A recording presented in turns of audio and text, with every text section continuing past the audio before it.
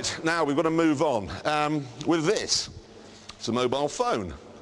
And it's also an internet, and it's an address book, and it's a camera. And if it's possible to do this, then I wonder, is it possible to turn a Range Rover into a sports car? Now, obviously, it's very difficult when you've got a bunch of hippies chained to the production line, but that hasn't stopped Land Rover from trying.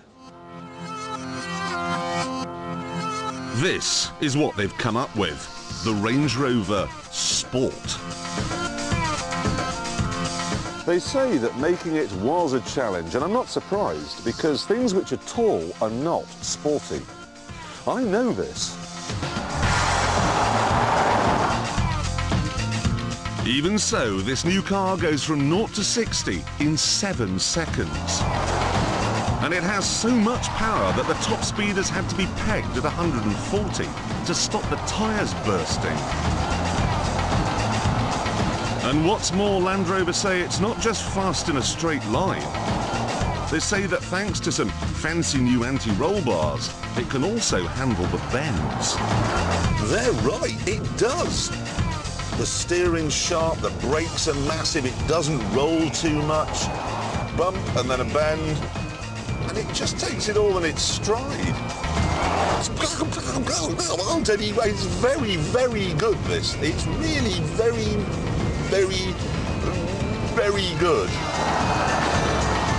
I'd say it was even more nimble than a Porsche Cayenne Turbo, and more comfortable, and more economical.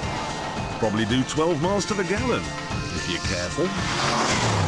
And then there's the driving position. See, in a normal off-road car, you sit up high and you have to kind of reach down to operate everything. But in this, I'm still sitting high up, but they've raised the center console and the whole dashboard, so I feel cocooned, like I'm in the cockpit of a fighter bomber. We're now cruising at 35,000 feet, which we are. So, quite an achievement then, turning a mud-plugging Range Rover into a growling Nighthawk mud mover. Except they haven't, because this isn't a Range Rover. I know it looks like a Range Rover, but the Sport is 5 inches shorter and lower. The two cars don't share a single piece of bodywork, and it's the same story underneath. The chassis is from the new Discovery. The brakes are from Brembo. The supercharged 4.2-litre V8 engine is from Jaguar, and so's the steering. And it uses the same sort of suspension components as a Porsche 911.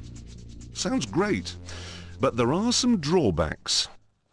If that pulled up outside your house, you'd think, oh no, a drug dealer is here. And then there are some of the details. I mean, the radiator grille, for example, looks like the sort of towel rail that would be bought by the left back for Cheshire United.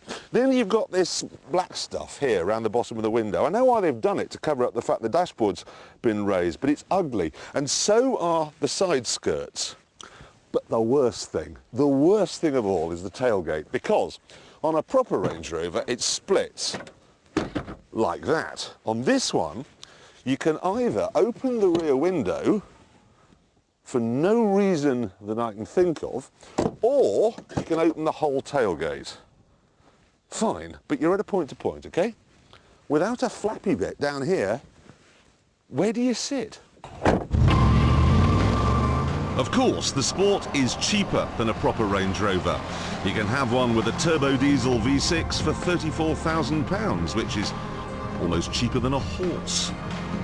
But I'm sorry, you can't have this car with a diesel engine. It'd be like saying, well, I won't go to Stringfellows tonight, I'll get my mum to give me a lap dance. She's a woman? Yeah, but... You have to have this £59,000 supercharged V8 because, taste and tailgate aside, it really does seem to have all the bases covered. It's a high-riding fat boy hot hatch, a satellite-guided stereo with 20-inch rim. It's also a 140-mile-an-hour mobile phone, it's a living room, it's got a fridge, and I'm fairly sure that somewhere in here there's a tool for getting the stones out of horses' hooves. It seems to do everything.